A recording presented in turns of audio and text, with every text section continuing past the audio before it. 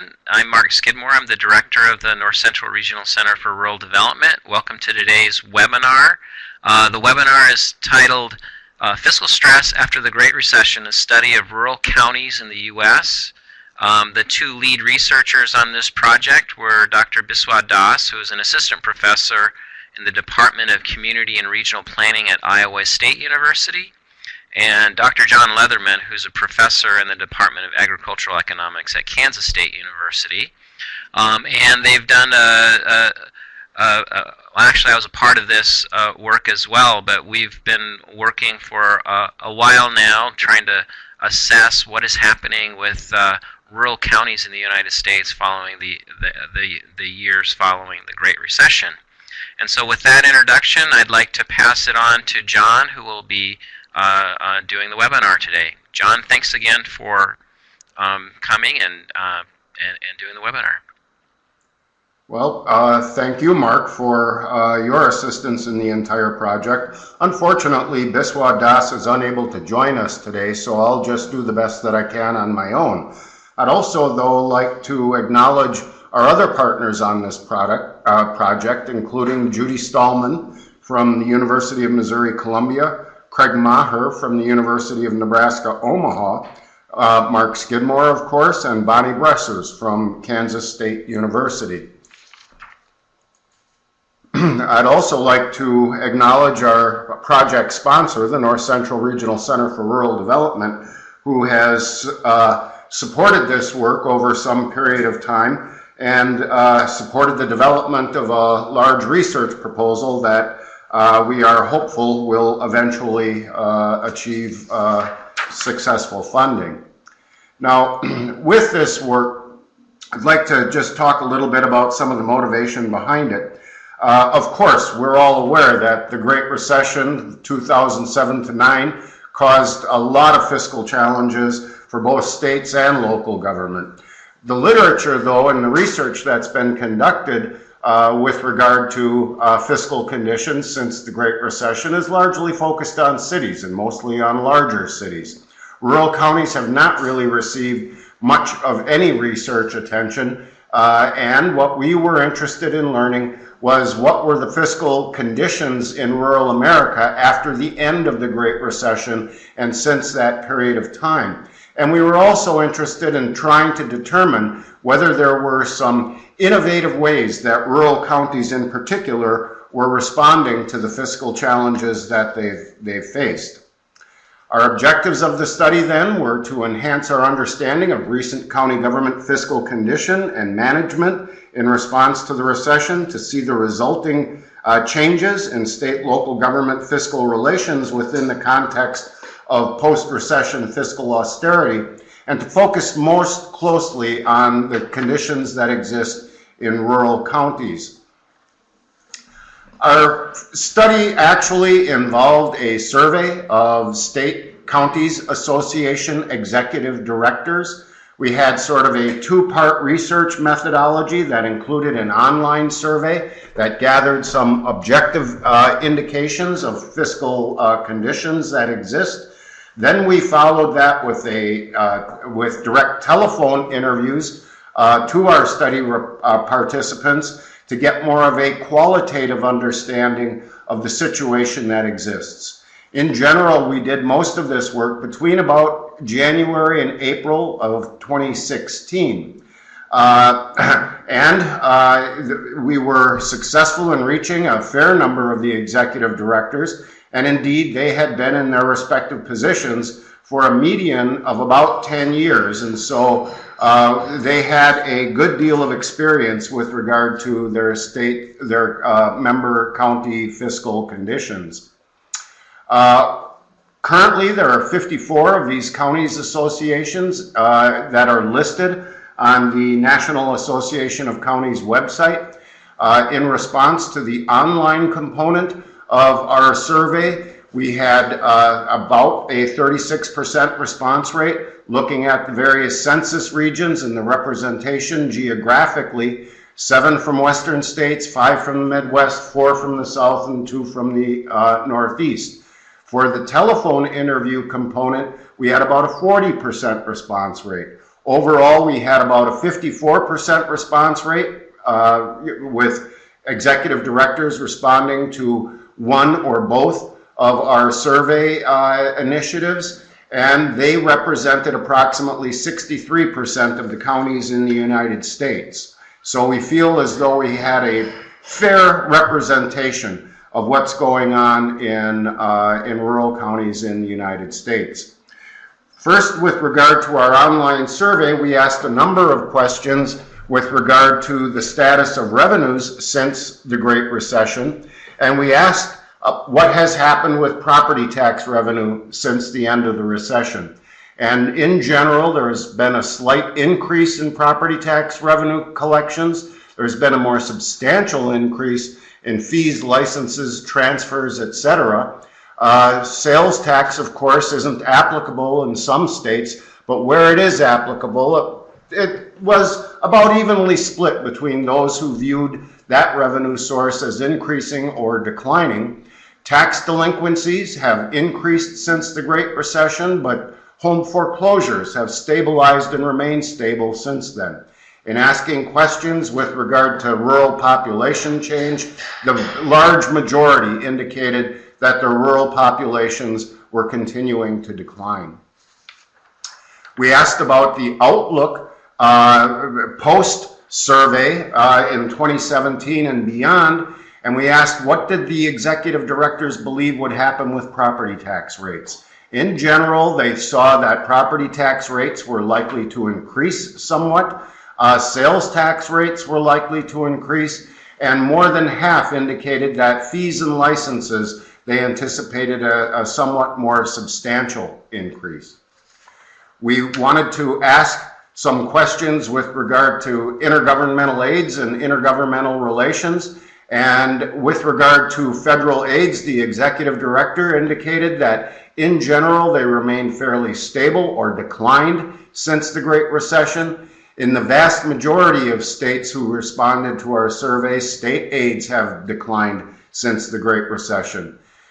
In questions regarding debt levels, about half said that there had been no substantial change in the levels of debt that county governments had incurred, although 6 indicated that there was something of an increase in the level of debt that counties were carrying. With regard to new debt incurred, it was generally fairly stable to somewhat increased. We asked what was happening with infrastructure spending, and the majority had witnessed an increase in the backlog of infrastructure needs that counties had. We asked what strategies they had been employing to manage their spending, and indeed we observed that the level of public employment in county government had declined somewhat, that the wages of county employees had increased somewhat, that there was an increased use of privatization as a strategy for service provision, that their funding of pensions at the county level had remained about the same, but there had been substantial increases in both the cost of employee benefits as well as retired employee benefits.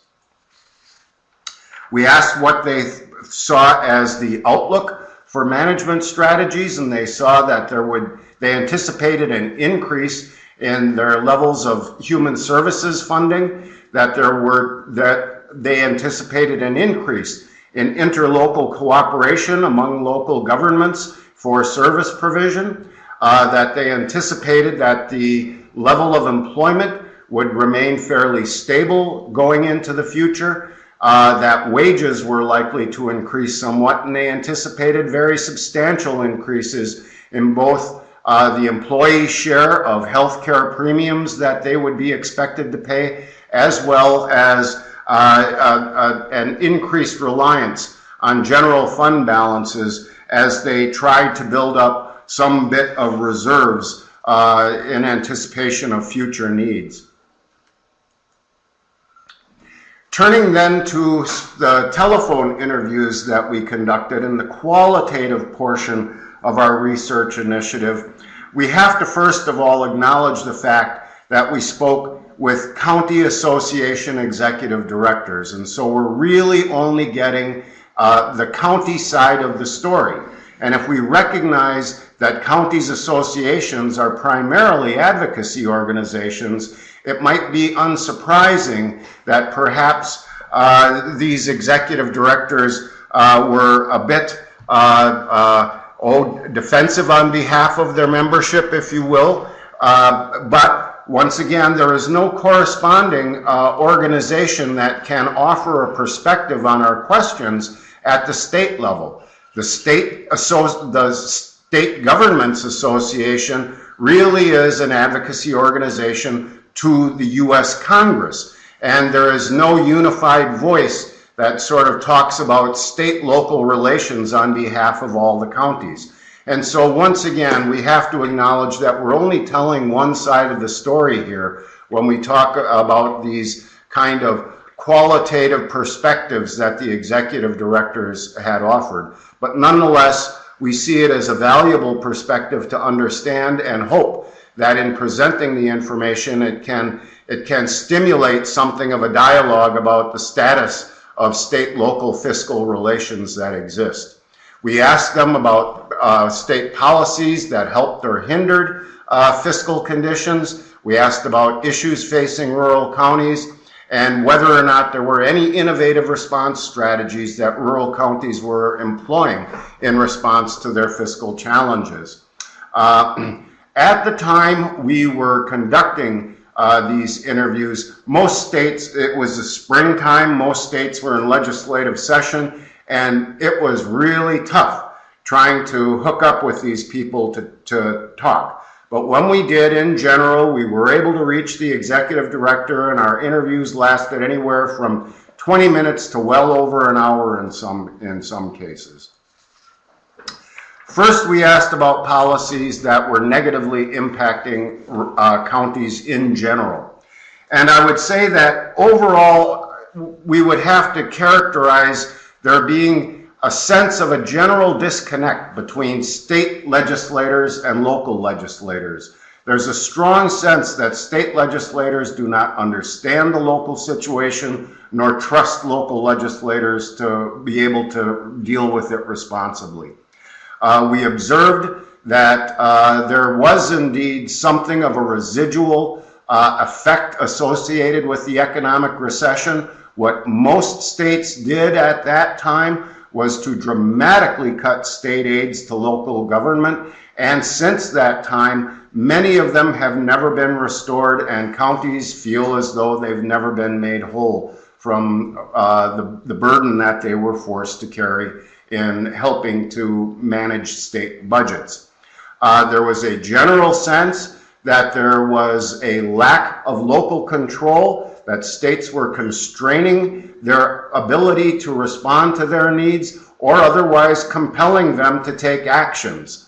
And of course, with regard to state and local government tax and expenditure limitations, the vast majority of them chafe at these limitations as impinging upon local control and constraining local autonomy. Continuing with some of their other concerns with regard to state policies negatively affecting county fiscal conditions, they complained oftentimes about the unfunded mandates that were forced upon them. They were being compelled to offer new service responsibilities without the concomitant new revenues to cover those. Or alternatively, states were withdrawing assistance without lifting the mandates that had been imposed. They complained quite a little bit in many instances about what they saw as an erosion of their tax base by exempting various classes of property or transactions at the state level for economic or energy development purposes.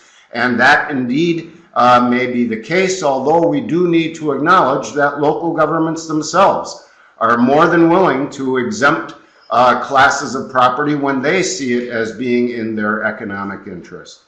And then we did observe in a number of states that are dependent upon natural resources, particularly energy-related resources, these periodic boom-bust cycles were observed to be particularly challenging in turn. Then we asked about the policies that were positively affecting counties. And here again, the executive directors saw very little reason for optimism.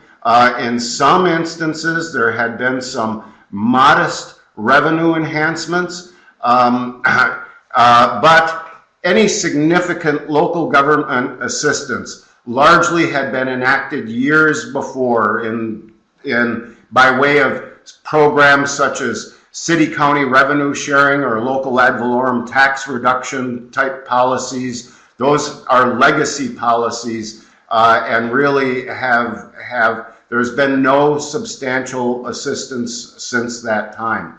Any aids that have been offered have been very much targeted for such things as transportation assistance, emergency dispatch, or road and bridge repair.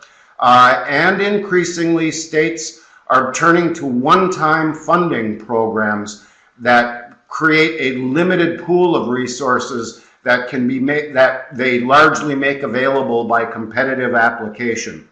A couple of states had enacted gas tax increases in light of the lower oil costs, and in some cases there was some sharing with local governments, and it was acknowledged that in a number of energy-dependent states, there had been some assistance for rural communities and counties that had been experiencing rapid growth in response to new energy supplies coming online.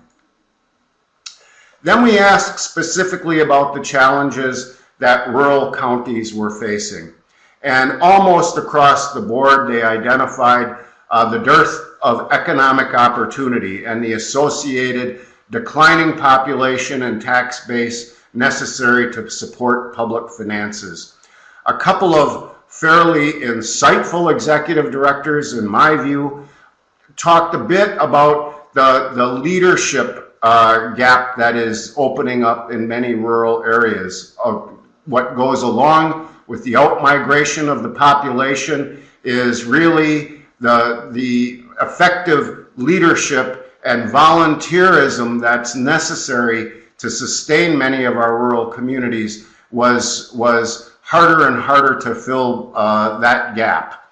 Of course, infrastructure is a major issue in many rural areas with aging roads and bridges, water and wastewater facilities and schools, and all of these types of investments require some type of an external assistance because there just simply aren't the financial resources available at the local level to respond to many of these needs. With regard to population movement, of course, outmigration in many rural areas was a concern, but then again, there were pockets where in amenity-rich areas, the in-migration was causing a very serious challenge insofar as it overwhelmed the ability to provide for the infrastructure necessary to support that new population.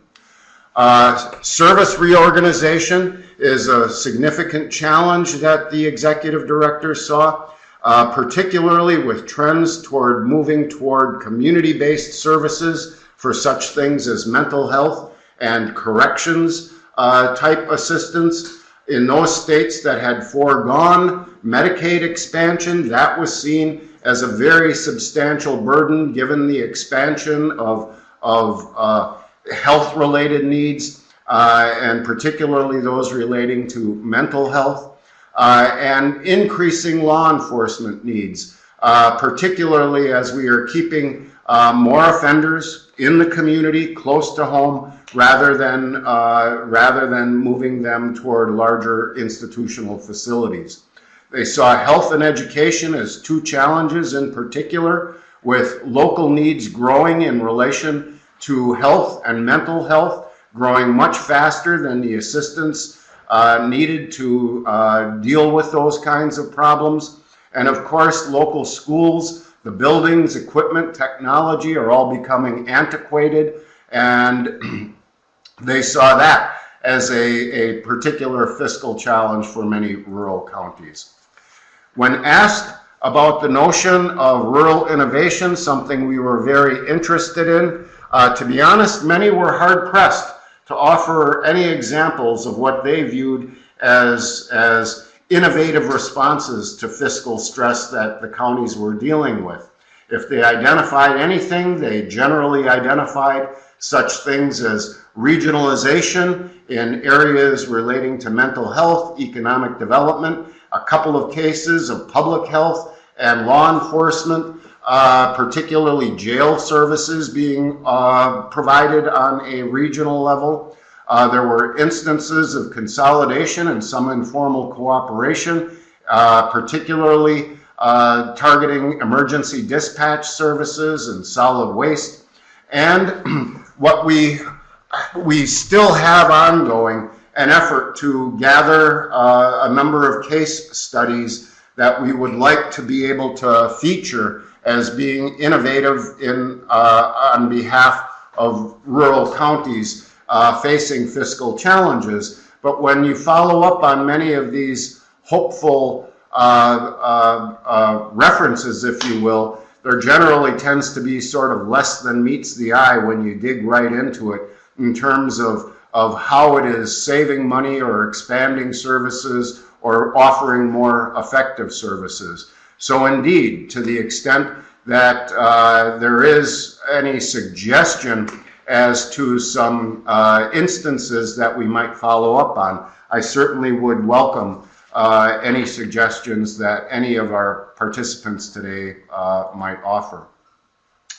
So as we sort of summarize that which we felt we learned through the course of this research initiative, I came away from it with a feeling that as a result of the economic stresses that occurred in and around the Great Recession, it had kind of catalyzed a reset of state-local government fiscal relations such that they are fundamentally altered today.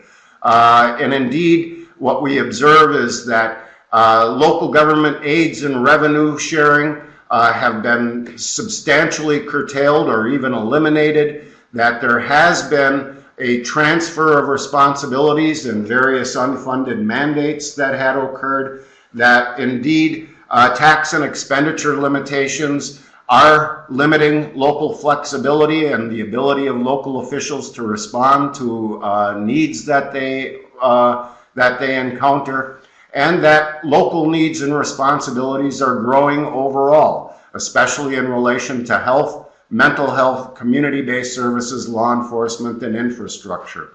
And there is no sign that really this distress is going to abate in any substantial way.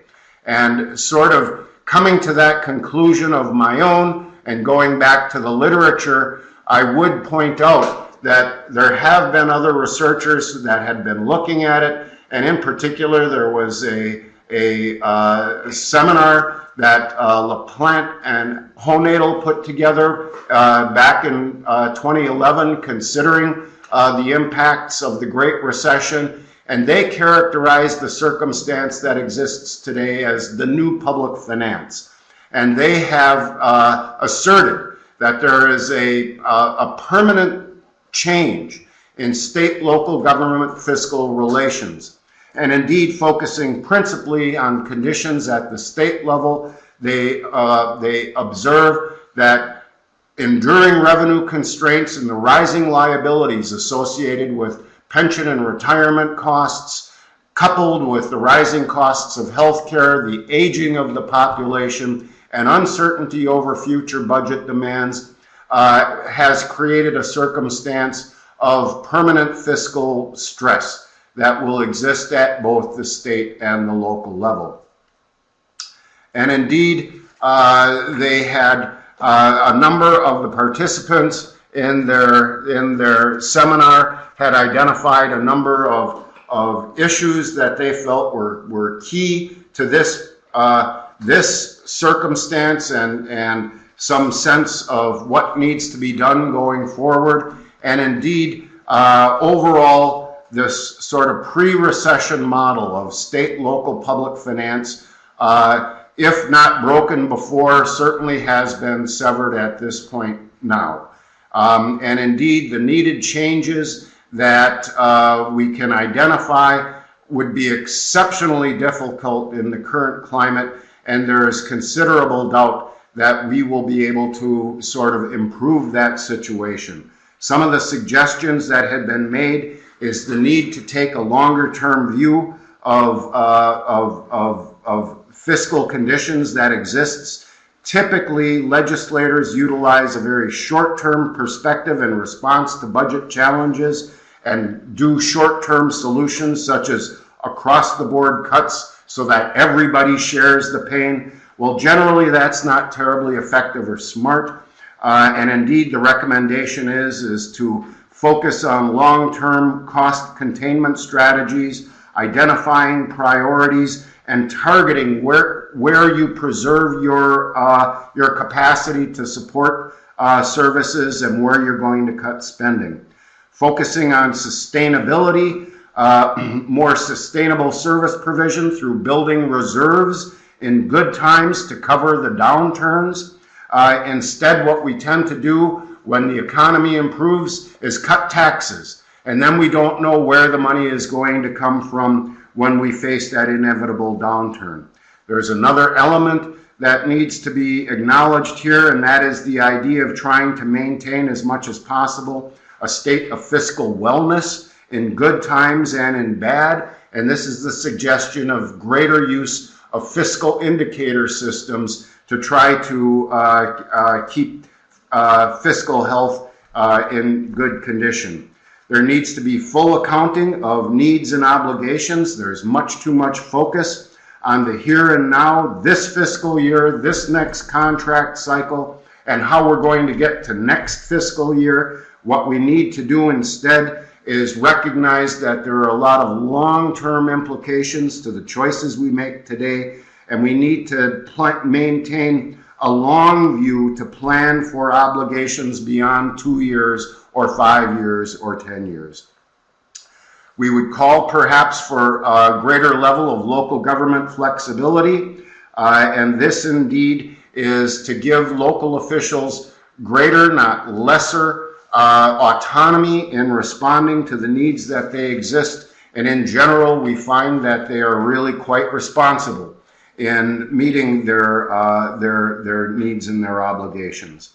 One would question whether or not some type of local government structural reform might be called for. We have to really question whether 90,000 plus local government units is as efficient as needed here in the United States. And some states are indeed looking at the number of local units of government. Public employee pension reforms are probably going to be needed because I don't know that states and local governments can continue to take on these obligations over the long term. But to me, that really begs the question about how we are providing for retirement income and health care in this country going into the future. And then finally, we perhaps would need to expand constituencies for what we would consider public goods. And I'm not suggesting privatization, but really we may have to look to community groups, businesses, and nonprofit organizations to help fill some of the gaps in local government service provision. The suggestion here is to expand the pool of public equity holders with greater reliance on public-private partnerships to leverage the scarce public resources that we have available. Now, if you're interested, you can find our full report here at this URL. Rosa tells me that actually if you just simply click on the link provided right here, it'll take you right to that document. But you will find that available, and of course the presentation will be posted online at the North Central Regional Center. And then finally, if you'd like to visit with us about the project, or if you have any ideas or suggestions that you'd like to offer in terms of following up on the work that's been conducted here, here is the contact information for both myself as well as Biswa Das, and we would welcome any kind of inquiry, any kind of suggestion, any reactions you may have. And so with that, I would just invite any kind of questions that you may have, and we'll try to answer them as best as I can. Well, thanks, John. For those of you who have a question or would like to make a comment, you can use the chat feature down below here, and you can just type in your comment or question. John, I was, as part of this, but I'm wondering if you could speak to maybe differences in places where there is population growing in those amenity-rich places versus the population decline. I know there are some differences. Did even those places that had some growth because of the amenity context and everything, they were also experiencing stress, and to what degree relative to those in decline? Well, indeed, there were a number of instances of high amenity areas, such as the coastal area of North Carolina. I recall that specifically, where they had indicated that there was such rapid growth in areas that were ill-prepared in many instances to accept that growth, that they were having difficulty providing for wastewater treatment and other kinds of infrastructure facilities to support that influx of population. And indeed, those places were hard-pressed given the substantial nature of the investments that are necessary to accommodate that kind of growth. And so I think that while the nature of the stressors were quite different in terms of those places experiencing outmigration that perhaps did not have the amenities with kind of the aging of the infrastructure and the perhaps decline and failure of some of their facilities versus those who needed to make very substantial new investments. Nonetheless, there is stress on both ends of that spectrum.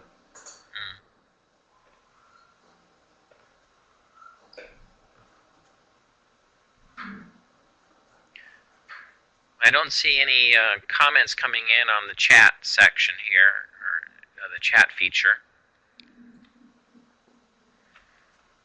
How about, I know that you're painting an overall picture, and this is a perspective provided by the Association of Counties in the various states. So they're providing big picture. Were there some examples of bright spots that seem to be getting it just about right, or is it really that we're all experiencing the same kind of challenges? Well, we actually have as one of our objectives this notion of trying to ferret out some kind of good news stories, if you will, by way of our case studies. And indeed, we do see a number of instances where, local communities are rising to the challenge that they face. And I can speak to personal experience right here in my own home county, where I believe that there is sort of effective interlocal cooperation to respond to a number of challenges that exist in relation to health, mental health, law enforcement. And so there are, I think, instances of good news. I suspect to some extent, just given kind of the nature of the discussion overall that many of the executive directors indeed found themselves hard pressed to be terribly optimistic given what they perceived as the overall challenges that their member counties were undertaking. Indeed, I do welcome suggestions of local counties and municipalities in successfully dealing with the challenges that exist. But again, oftentimes, once you sort of dig in under the surface, there's, as I characterized earlier, perhaps a bit less than meets the eye insofar as, there are some interesting stories, but do they save a lot of money? Generally, no. Do they expand service provision or offer more effective services? Generally, only marginally. And so we are sort of still on the hunt. And I had hoped as one of the outcomes of this project that we would be able to put together some type of a publication that would feature and highlight a number of these ideas. But what we're looking for are things that are kind of responses to the current challenges that exist. And in particular, we're interested in things that smaller and rural communities can do on their own behalf. And so those are the kind of good news stories we continue to try to ferret out.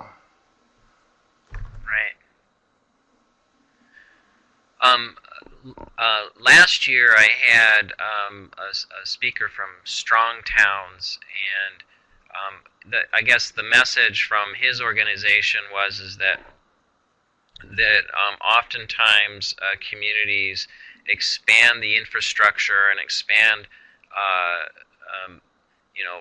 based on the access to finding resources to pay for that infrastructure, and then you have so much that we don't take into account the fact that we have to replace it at some point, and that this creates a long-run stressor, and that really the way we design our places is leading to what you are observing, here in your study, and that maybe there are some places that didn't expand in that same way and didn't overextend without thinking about the implications down the road. And so they're doing a kind of a competition right now to identify places that are sustainable and how they've developed over time. So that's something to look into as well. That's called Strong Towns. I don't know if you have any thoughts about that, John. Well, it sort of harkens back to the suggestion that I had seen and offered a little bit earlier about the need for full accounting of the needs and obligations that a municipality incurs in making decisions, and that may be in relation to such things as pensions and employee benefits, as well as the maintenance of essential infrastructure. And that is to say that we need to have a perspective that extends beyond just 2, 5, or 10 years, and consider that there are long-term implications of the decisions that we are making today. Right. I see John Amrine has a comment here.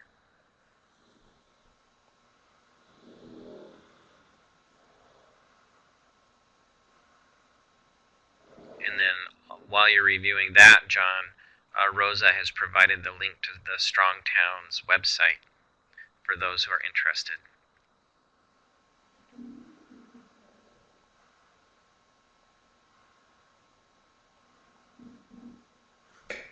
Well, I hope that you find the information contained within our paper to be useful. We are working on sort of a shorter, more condensed version of the paper that we would hope will find a home for publication. And when we've got that in a condition that we can share, we will certainly make that available as well.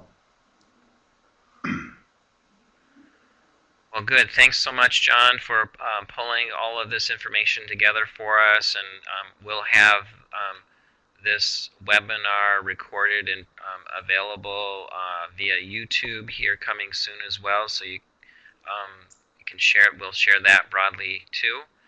Thanks everyone for joining us, and I hope you all have a productive rest of the day.